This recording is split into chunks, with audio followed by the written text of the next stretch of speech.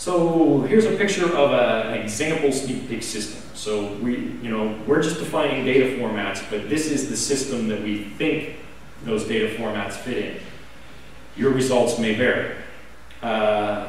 So we have this base sneak peek module that you see here that has input FIFOs and output FIFOs, and that's where the commands and responses will be queued up after they've been received from the network in the case of commands, or before they go back to the tooling in the case of responses via the network. So this green path here is through some slave interface on the system. So this sneak peek module looks like a peripheral that has a slave interface off your standard interconnect that you can get at through your I/O, just like a video controller that you would be streaming video to or from. And then we have this thing called the memory access agent that is taking the input commands in the input buffer, and it's actually decoding those commands and doing the memory access for you. So I mentioned that we support multiple address spaces up to 32 is in the current specification. So you see here that there's sort of 3 different logical masters and so you can be talking to multiple interconnects via sneak peek, and that's sort of shown here. And then, of course, the memory access agent has to report back that either with read data or has to report back the success or failure of any writes that you've done. So that's when you see this path back to the output FIFO, where response packets are queued up and then sent back to the tooling via the network. And of course, none of this is in any way, shape, or form rocket science. It's but the work is in the standardization of this so that it properly contains or constrains the problem space, but also makes it flexible enough so that it's usable. So because I had the data flow diagram for gigabit trace, I had to do one for sneak peek.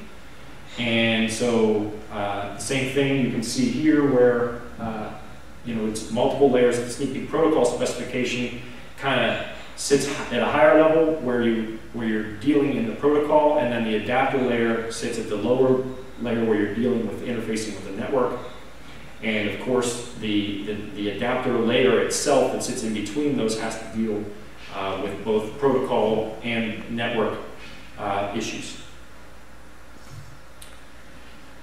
Okay, the final thing about these, sneak peek and gigabit trace, is that our first targeted network is USB.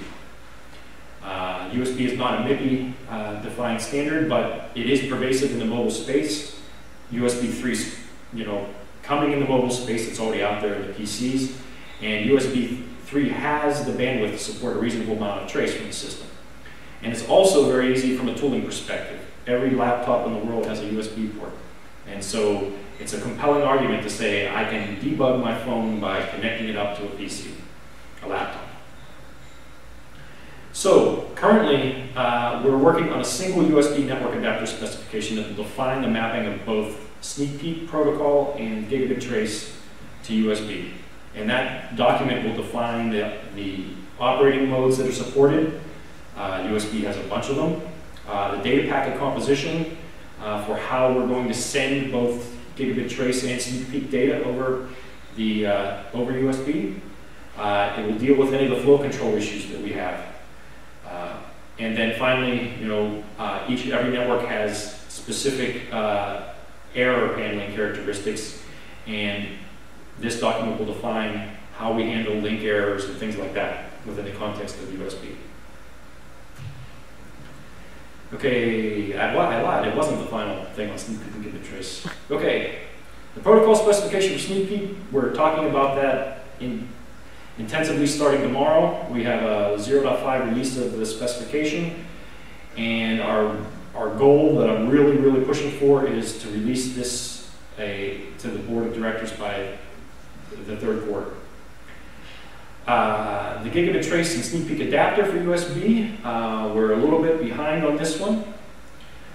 So we still have some pending technical issues, and we haven't really started folding the existing technical source material that we have into a document format yet. So this one is looking like more towards the end of the year to have this. And finally, we're talking about some trace wrapper protocol updates that sort of complement Sneak Peek, but we haven't actually reached a decision on whether that's required or not. And that's also going to be discussed this week. Okay, so real quickly, we're getting near the end here. So at the higher layers, we have these things called MIPI STP, the System Trace Protocol, and the Trace Wrapper Protocol, TWP. So STP's been out there for a while. I don't need to go into a whole lot of detail, but this is the generic trace protocol we have that provides a set of primitives that any higher level trace protocol can use. It provides you things like source identification, a standard way of identifying what the trace source is. It provides a standard way of doing timestamps and time correlation. It defines a standard way of message boundary marking. For higher level trace messages, it defines a standard way of synchronizing the streams. It defines a standard way of notification for errors. It defines a standard way of triggering. But none of those things, those are just primitives. It doesn't define what trace means. It just gives people a way of a set of primitives that they don't have to redesign every time they want to do trace system. We'll use STP as the base, and then the actual data that I have has to have another protocol.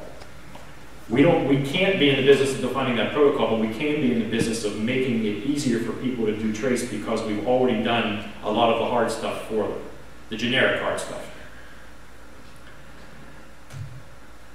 The trace wrapper protocol is slightly different, and actually it's significantly different, although sometimes people get confused because there is a little overlap. But anyway, this is the one where we talk about merging streams, and those streams can be anything.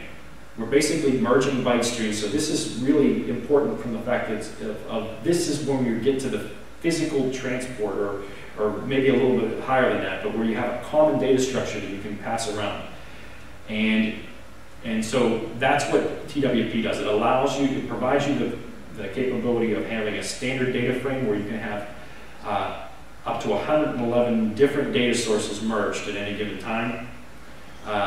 It provides also primitives for stream synchronization and padding. The original version of this, well, the 1.0 version was adopted by the board in 2010, and the only update that we're considering for this, as I mentioned in the previous slide, was updates just to give you more information as background for mapping the TWP primitives to networks for gigabit trace. I don't think I need to talk a whole little bit about this because we're getting near the end, but this is just explaining the different levels that STP and TWP exist within the system. And then the final thing that we have is we've actually gone from all the way to the pins now to software running on the system. So we have started this effort called the Open System Trace Initiative, OST. And this is a quick slide summary of that. So what this is a software messaging protocol suite and the infrastructure that goes along with it. The goal here is to standardize a bunch of aspects of the software messaging. Once again, standardizing source identification is important. The channel and resource management, the formats that are actually used to convey particular types of software messaging, and also ways of doing data compression and throughput optimization for those particular software messages. So, unfortunately, we don't have a great story here. We made some progress with OST early on in the MIPI effort, and we actually had V.1 of the specification adopted in 2009, of the base protocol specification. You can see that's the blue thing that sits at the bottom of the stack. Then we kind of had to temporarily mothball that effort. As you can see, we've done lots of things in MIPI debug, and it's very difficult to keep lots of things working in parallel, lots of specifications. So as a result, the OST has sort of suffered significantly from that.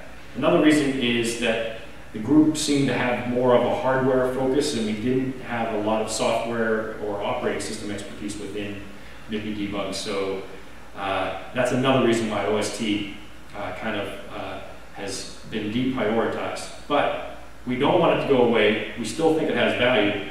And so we're keeping it on our roadmap, and we're hoping that some people will come on board and say, we want to join MIPI Debug and we want to work on the Open System Trace Protocol. So the summary, we're not going to have as much time for questions, but I don't think people are going to be queuing up like crazy for them anyway. So I just wanted to point out that once again, debugs all over the spectrum within MIPI. We have to try to standardize at all these different levels. We've been working hard within the MIPI Debug work group to fill the holes in the gaps in this architecture. And we know that the mobile space is challenging, and we also know that we've got a lot more to do. So, Q&A. Any questions? And when you commented that the gigabit trace is just purely trace monitoring buses, you said Sneak Peek is actually a bidirectional instrument. Yes. You made reference in there to the JTAG capabilities there, but I didn't see anything in there as far as it having CPU debug. Is it just, did you mean just JTAG in the traditional sense of being able to read and write memories? No, I mean in the sense of the things that people that, well, I guess, older people like myself that have debugged CPUs via JTAG. That's what I mean. I mean that kind of interaction that you would have with a CPU, or mostly CPUs, right? That had been the original debug paradigm. Because you were saying in there that it's all about the memory, so I wanted to understand, is it really just a sneak peek into and out of memory?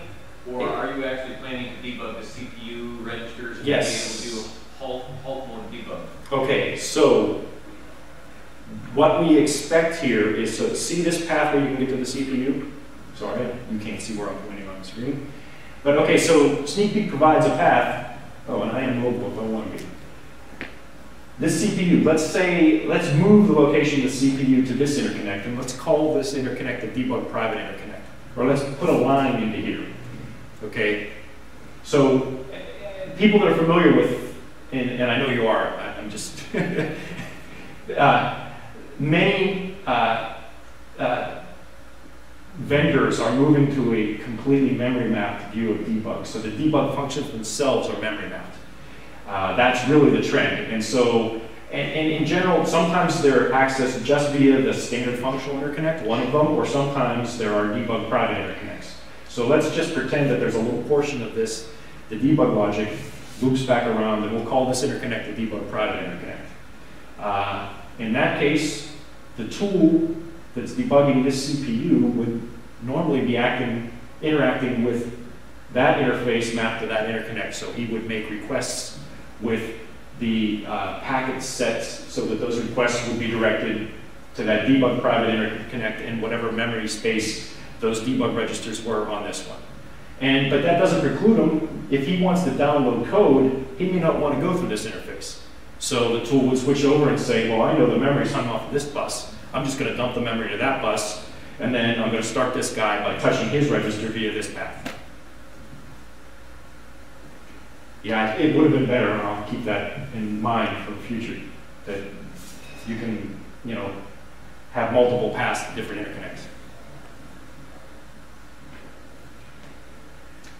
Okay, any other questions? Let's see if Derbless PC, actually, no, I don't want to take that off. So I think it's exactly 5 o'clock. So I thank everybody for their attention.